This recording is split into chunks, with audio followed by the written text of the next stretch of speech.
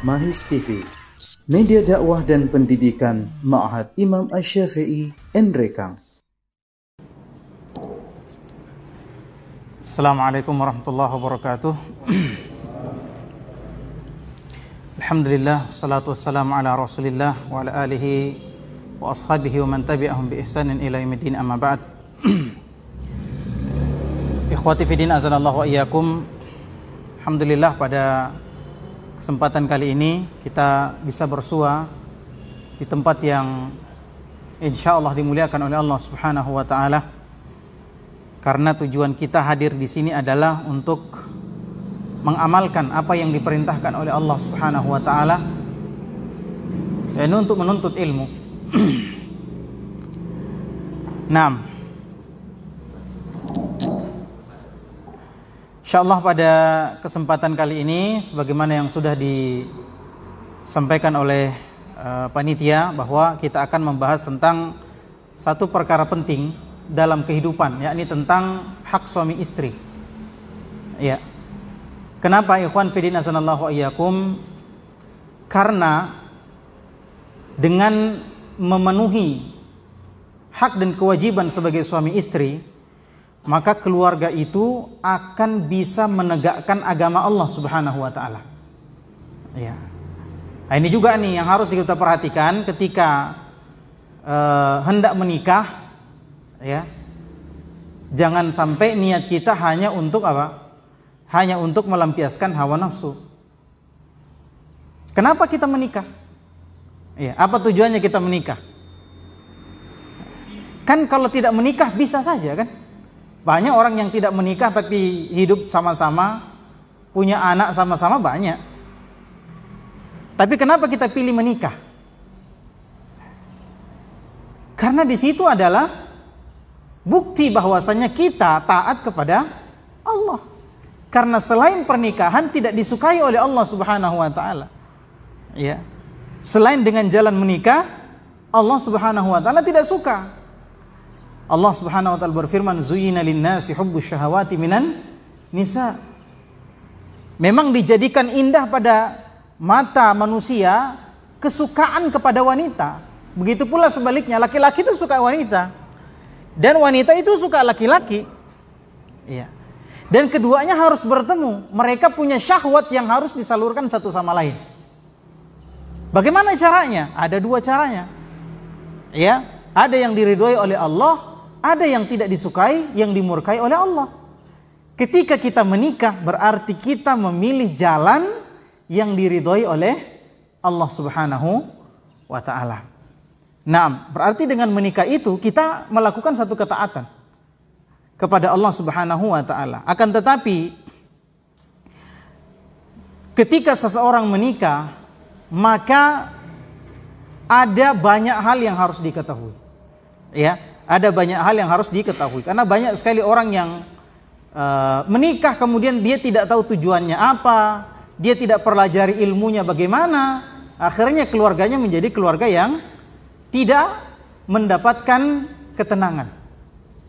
Ya, keluarganya menjadi keluarga yang tidak mendapatkan apa yang menjadi tujuan pernikahan. Ya. Nah, yakni ketenangan. Nah, ikhwati fillah azanallahu wa iyyakum. Jadi pembahasan tentang pernikahan ini panjang sekali, ya. Bisa lama sekali kalau kita bahas. Akan tetapi sebagaimana permintaan panitia, ya, di sini ada yang masih jomblo? Ada. Ada. Sudah nikah semua ya? Mana? Oh, ini jomblo. Iya. Ada juga persiapan jomblo. Persiapan jomblo. Iya. Nah, ikhwan fillah azanallahu wa iyyakum, hak-hak suami istri itu hanya bisa ditunaikan oleh orang yang menikah dengan tujuan, ya, taat kepada Allah Subhanahu wa taala. Baik, apa sih hak-hak suami istri?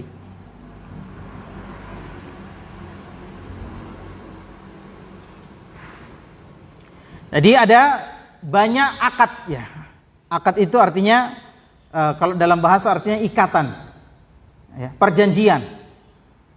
Itu ada banyak akad, dan akad yang salah satu akad yang paling kuat adalah pernikahan. Makanya pernikahan dalam Al-Quran dikatakan mitsaqan ghalidha. Ya, perjanjian yang sangat kuat. Ya, perjanjian yang sangat berat, yakni pernikahan.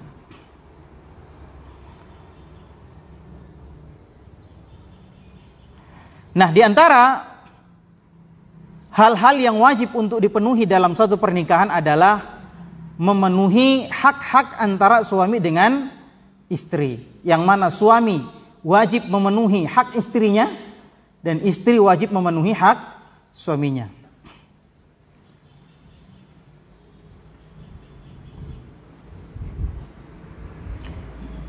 Allah Subhanahu wa taala berfirman, "Walahunna mithlu alladzi 'alaihinna bil ma'ruf walirrijali 'alaihinna darajah wallahu 'azizun hakim." Allah Subhanahu wa taala berfirman, wanita itu memiliki hak terhadap suaminya sesuai dengan kewajiban yang mereka laksanakan. Dan laki-laki, kata Allah Subhanahu wa taala, memiliki derajat di atas perempuan. Kata siapa? Kata Allah Subhanahu wa taala, wallahu azizun hakim. Ini yang pertama yang harus difahami, ya, bahwa laki-laki itu diberikan posisi oleh Allah satu tingkat di atas perempuan.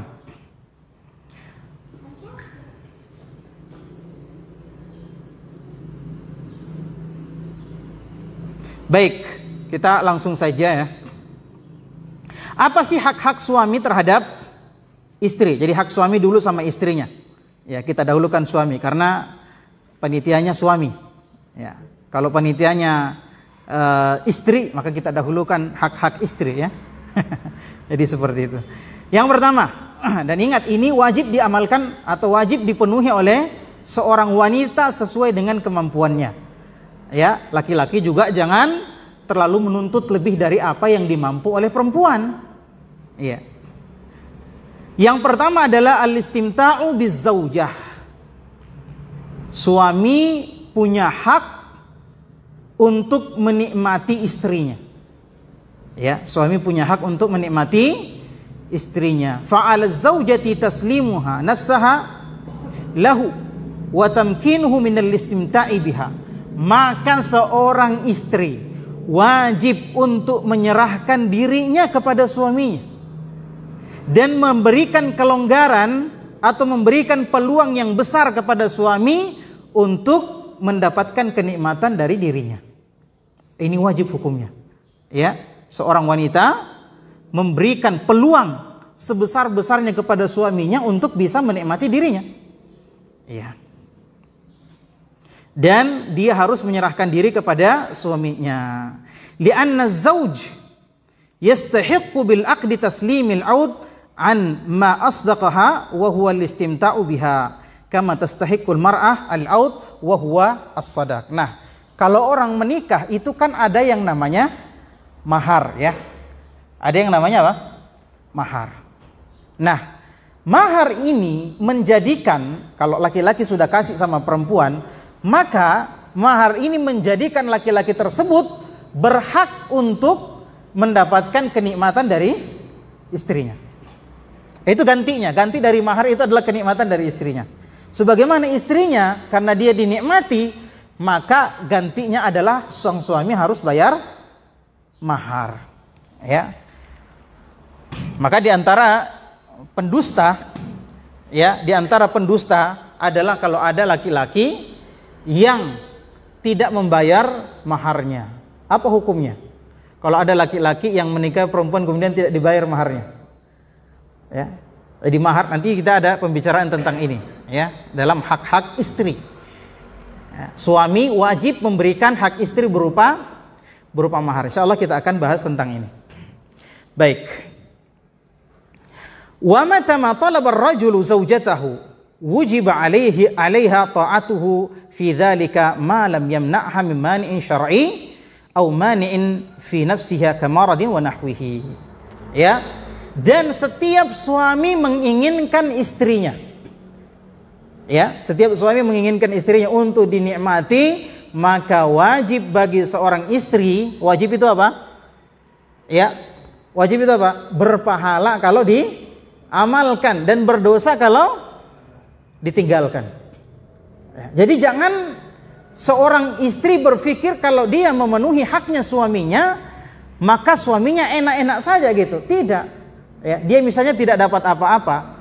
Ya, maka seorang istri wajib membentuk mindsetnya, cara berpikir bahwa kalau saya memenuhi hak-haknya suami saya, ya, kewajiban saya sama suami saya, maka saya mendapatkan pahala dari Allah. Ya, saya mendapatkan apa?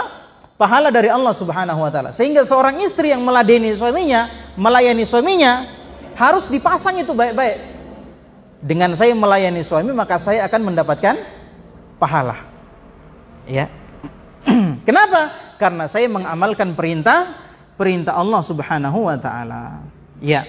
Jadi seorang istri ketika suaminya menginginkan dia ya untuk menikmatinya, maka wajib bagi seorang istri untuk menyiapkan dirinya. Tidak boleh menolak. Bahkan disebutkan wa in kanat ala tanawur, meskipun istrinya sedang masak. Ya, misalnya Pak Budi panggil istrinya, "Mak, sini dulu, Mak." Kecik bapak ya, masih siang-siang nah panggil Miki, "Memasak kah dulu?" Matikan kompornya. Aku kalau ditanya, "Masak apa?" "Masak nasi." Pakai rice cooker lagi. Ya kan, banyak betul alasannya. Datang. Selama tidak ada penghalang secara syariat. Apa penghalang syar'i? Seperti istrinya haid atau nifas. Itu baru dia boleh menolak. Menolak dengan cara apa? Dengan cara yang baik. Ya. Menolak dengan cara yang baik bagaimana? Dengan cara yang kira-kira diterima oleh suaminya. Ya, jangan diteriaki di dapur. Haid Kak, jangan. Apalagi kalau ada anak di situ. Ya, jangan dikasih dengar-dengar. Kalau perlu pakai isyarat. Lagi lampu merah, Pak, gitu kan. Ya, jangan terlalu vulgar. Ya. Apalagi kalau ada anak-anak, apalagi kalau dengar nanti tetangganya. Jangan. Ya. Atau istrinya sedang mengalami nifas. Ya, maka ini tidak boleh digauli. Atau penghalang pada diri perempuan tersebut, seperti dia sakit. Ya. Dia sakit, minta baik-baik sama suaminya, "Tabe, Pak, sakit Kak." Ya. "Sakit apa?" Ya, tanya. Jangan sampai sakit tiap malam, "Kenapa sakit ini?" Ya. Wa qad rattaba asy-syari' ats-tsawab al-jazil ala ta'ati az-zawji fil ma'ruf kama rattaba al-itsma al-'azim ala mukhalafati amri az-zawji ma dama ya'muru bil ma'ruf. Ya. Dan syariat kita, syariat Islam telah menetapkan, ya, telah menentukan pahala yang besar bagi seorang wanita kalau dia mentaati suaminya dalam hal-hal yang baik. Ya, jadi ibu-ibu jangan sampai kita berpikir bahwa kalau kita mentaati suami maka kita hanya akan mendapatkan keuntungan duniawi saja. Apa keuntungan duniawinya? Ya dapat enak juga, kemudian tidak dimarahi suami. Jangan sampai pikiran kita hanya sampai di situ. Tapi pikiran, mindset yang selalu kita bentuk adalah saya akan mendapat pahala yang besar ketika saya taat sama suami saya. Demikian pula Islam juga telah menentukan adanya dosa yang sangat besar kepada seorang istri apabila dia tidak taat sama suaminya, selama suaminya memerintahkan kepada yang baik. Kalau suaminya memerintahkan yang buruk, ya jangan diikuti. Ya, la ta'ata li makhluqin fi ma'siyatil khaliq. Tidak boleh kita taat kepada makhluk siapapun dia kalau kita diperintahkan untuk berbuat maksiat kepada Allah Subhanahu wa taala. Misalnya sekarang banyak suami yang menyuruh istrinya melacurkan diri, banyak. Ya, banyak sekarang. Atau suaminya menyuruh dia berbuat syirik. Suaminya menyuruh dia berbuat bid'ah, suaminya menyuruh dia untuk berbuat maksiat. Ya tidak boleh ditaati. Ya, contohnya apa? Contohnya suaminya menyuruh dia untuk bersolek. Ya, apa itu bersolek? Mamode ya. Ya, mamode ki mak, mau ki pergi pengantin, mamode ki dulu. Ini perintah maksiat. Enggak boleh. Ya, merias wajah untuk orang orang lain tidak boleh. Ya, wajah dirias untuk suami. Wajah dirias untuk suami, bukan untuk suaminya orang. Iya. Nah ini, ikhwan fillah azanallahu wa iyyakum. Ya. Baik, jadi selama suami memerintahkan kepada kebaikan, maka seorang istri wajib mengikuti perintahnya selama dia mampu. Ya, selama dia mampu. Nah, ini juga ibu-ibu harus paham bahwa bapak-bapak itu kalau dia sudah mau tapi tidak dikasih, itu bisa sakit itu kepalanya. Ya, bisa stres. Ya. Karena memang salah satu tujuan pernikahan adalah menyalurkan syahwat dengan cara yang halal. Nah, ketika syahwat itu dihalang-halangi, maka dia bisa menimbulkan mudarat. Itulah tidak baiknya terlalu lama menjomblo. Ya, tidak bagus, penyakit itu. Ya, penyakit. Dibilang Ustadz, saya masih sekolah Ustadz. Ya, nggak apa-apa, nikah saja. Ya, kalau sudah mau sekali nih, ya, apa hukumnya nikah? Ya, apa hukumnya nikah? Hukumnya nikah tergantung keadaan orang tersebut. Ya, hukum nikah tergantung keadaan orang tersebut. Kalau dia sudah tidak bisa lagi tahan, ya, kalau dia sudah tidak bisa lagi tahan, kalau dia tahan-tahan maka dia akan merusak. Ya, maka solangi anak tahu. Ya, dia rusaki dirinya, dia rusaki anaknya orang, maka dia sudah wajib menikah. Ya, sudah wajib menikah. Kenapa? Karena kalau tidak menikah dia bisa menimbulkan mudarat yang lebih besar. Ya. Yang kedua, kalau dia masih bisa tahan, kemudian dia punya tujuan yang besar, misalnya belajar. Ya, misalnya belajar, masih kuliah. Kalau dia kuliah bisa oleng nanti kalau dia kuliah sambil menikah. Tapi dia masih bisa tahan, maka ini sunnah. Ya, Rasulullah SAW bersabda, "Ya ma'syarasy syabab, man istata'a minkumul ba'ah falyatazawwaj."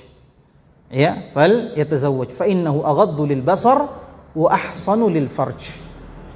Kata Rasulullah SAW, wahai para lelaki, barang siapa yang sudah mampu di antara kalian ba'ah, ya, memberikan nafkah baik batin maupun zahir, ya, maka hendaklah dia menikah. Karena itu lebih bisa menundukkan pandangan dan lebih bisa menjadi benteng untuk syahwat. Ya, makanya Rasulullah SAW, ya, kalau dia duduk-duduk kemudian Rasulullah melihat ada perempuan yang membuat Rasulullah berhasrat, maka Rasulullah langsung pergi ke istrinya. Biasa itu Rasulullah cerita-cerita, ya, dengan para sahabat, ada perempuan lewat, maka Rasulullah tiba-tiba masuk, keluar sudah basah rambutnya. Seperti itu. Kalau dia jomblo, mau masuk kemana? Nah, tiba-tiba basah rambutnya. Wah, pertanyaan ini, dari mana ini orang? Iya kan? Nah, ikhwati fillah azanallahu wa iyyakum. Kata Rasulullah SAW, fa illam yastati, kalau dia belum bisa menikah, ya, fa alaihi bis-shaum, maka hendaklah dia puasa. Ya. Fa innahu lahu wija, karena puasa itu tameng, benteng bagi dia. Tapi pertanyaannya, kalau puasa sudah tidak bisa tahan, maka harus menikah. Ya, harus menikah. Baik. Kemudian ada pernikahan yang mubah. Pernikahan yang mubah itu bagaimana? Ya, dia belum butuh tapi sudah bisa, ya silakan menikah. Ya, silakan menikah. Ini sama juga dengan poligami, ya. Sama juga poligami. Poligami misalnya kalau dia tidak menikah lagi, kemudian dia bisa merusak, ya, maka dia akan menimbulkan mudarat yang lebih besar daripada manfaatnya. Maka dia wajib poligami. Ya. Sama hukumnya. Ada juga pernikahan yang diharamkan. Pernikahan yang diharamkan ini seperti apa? Ya. Ada laki-laki yang tidak punya syahwat terhadap perempuan. Ya. Kalau dia menikah, maka dia akan menyiksa perempuan tersebut. Ya.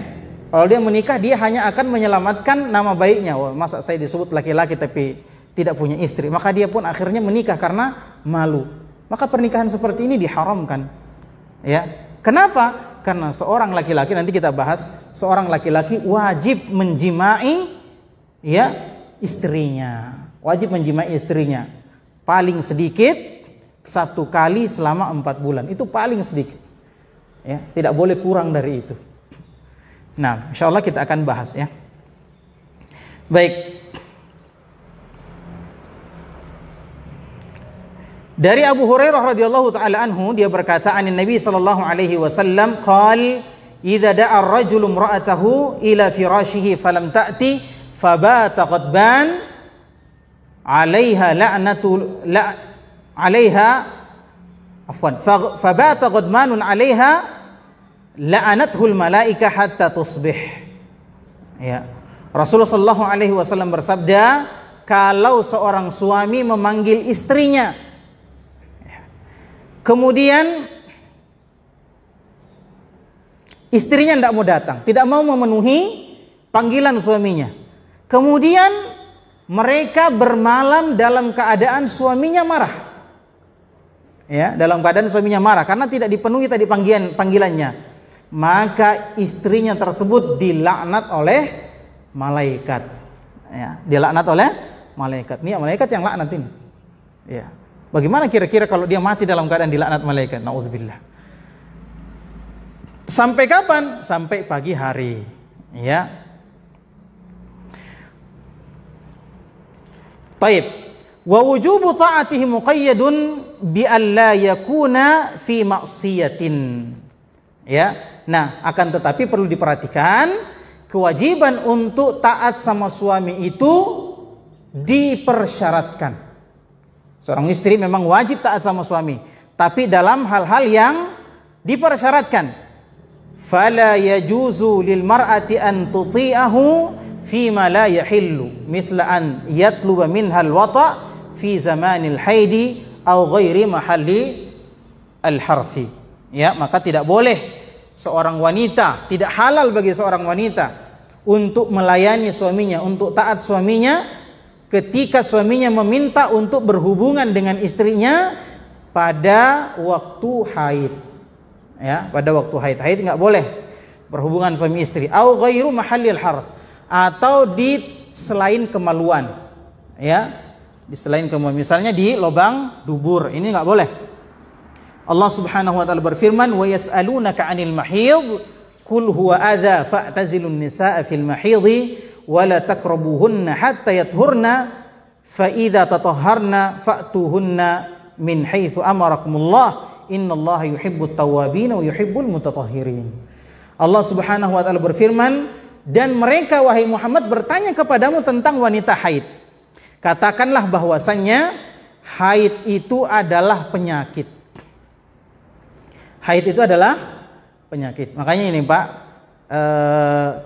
kalau kita lihat orang-orang yang berpenyakit seperti AIDS atau sipilis, ya, itu biasanya karena apa?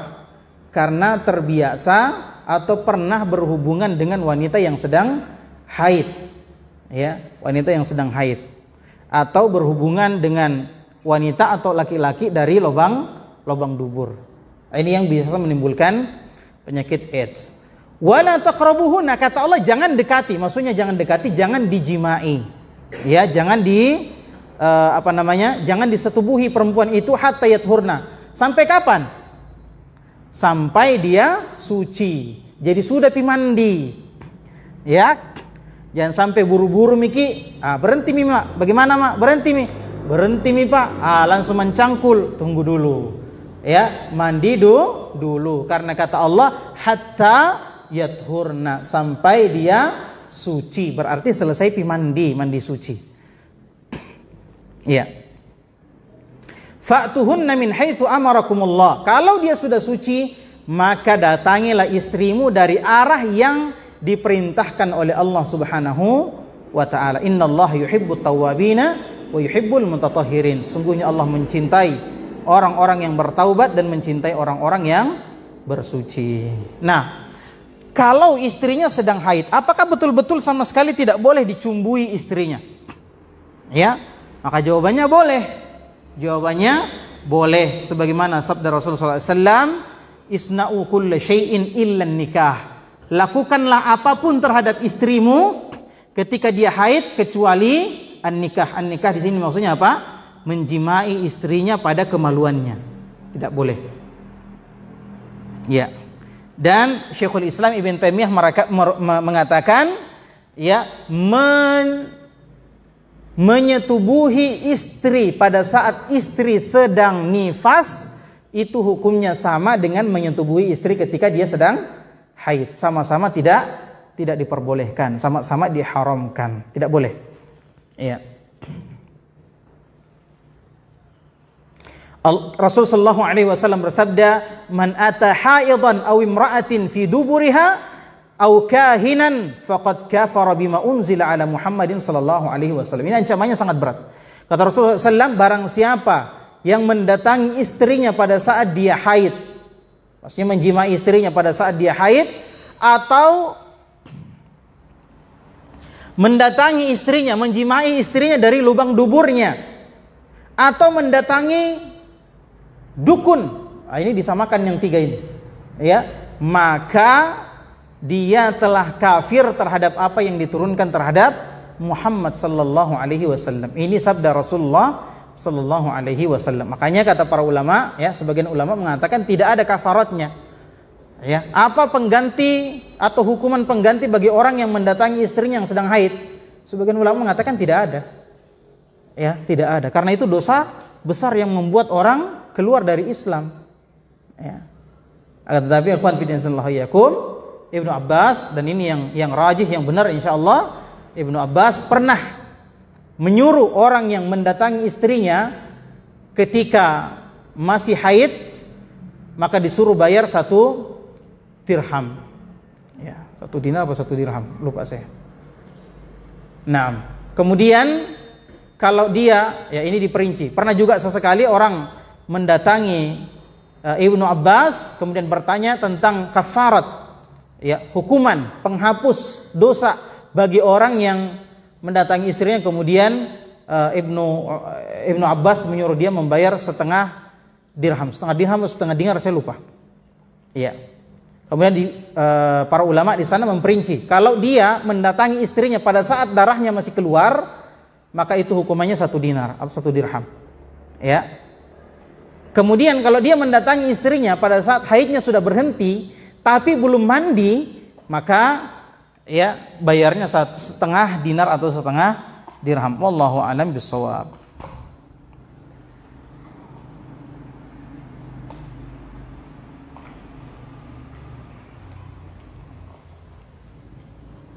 Nah, pertanyaannya, apakah betul-betul tidak boleh mendekati istri sama sekali ketika dia sedang haid? Maka jawabannya boleh, sebagaimana yang kita sebutkan tadi, isna'u kulla syai'in illa nikah. Ya, boleh kamu melakukan apa saja sama istrimu ketika dia haid, kecuali ya memasukkan kemaluanmu di kemaluannya, itu tidak boleh. Ya, itu tidak boleh. Nah, di sini ada contoh, ya, sebagaimana diriwayatkan oleh Aisyah radhiyallahu taala anha, bahwasanya Rasulullah pernah, ya, kalau istri-istrinya itu haid, maka istrinya disuruh pakai sarung. Ya, disuruh pakai sarung. Ya, kemaluannya ditutupi. Kemudian Rasul sallallahu alaihi wasallam mencumbui istrinya. Ya, kemudian Rasul sallallahu alaihi wasallam mencumbui istrinya. Ini kata Aisyah radhiyallahu taala anha. Nah, di sini Syekhul Islam Ibn Taimiyah memperjelas. Kata Syekhul Islam Ibn Taimiyah, lakinna lahu an yastamti'a minal haid wan nufasa bima fawqal izar wa sawa'un istamta'a minhuma aw minha bifamihi aw biyadihi aw birijlihi falau wata'aha fi batniha wastamna jaza walau istamta'a bifakhidhaiha fa fihi jawazihi niza'un bainal ulama wallahu alam. Kata Syekhul Islam bin Taimiyah, seorang laki-laki boleh seorang suami boleh mencumbui istrinya, ya, ketika istrinya sedang haid atau nifas dengan cara memakaikan sarung, ya, memakaikan sarung, ditutup kemaluannya, ya, maka dia boleh bercumbu dengan istrinya dengan mulut istrinya, atau oral seks yang kita kenal biasa dengan oral seks. Meskipun ini menjadi khilaf para ulama apakah boleh menggunakan mulut atau tidak. Ya, sebagian ulama tidak membolehkan. Kenapa? Karena lidah itu digunakan untuk membaca Al-Qur'an, ya, berzikir, maka tidak tidak pantas dikenai atau digunakan untuk melakukan hal yang seperti itu. Tapi sebagian ulama membolehkan, ya, sebagaimana firman Allah Subhanahu wa taala, nisaukum harthul lakum fa'tu harthakum anna syi'tum, istri kalian sawaladang kalian, maka ya datangilah sawaladang kalian, datangi istrimu dari arah manapun yang kamu suka, ya. Nah, dan tidak ada nas, tidak ada dalil yang terang benderang dalam hal ini yang melarang seorang suami untuk bercumbu dengan mulut istrinya. Wallahu a'lam bishawab. Subhanakallahumma bihamdik, asyhadu an la ilaha illa anta, astaghfiruka wa atubu ilaik, wa akhiru da'wana alhamdulillahi rabbil alamin. Assalamualaikum warahmatullahi wabarakatuh.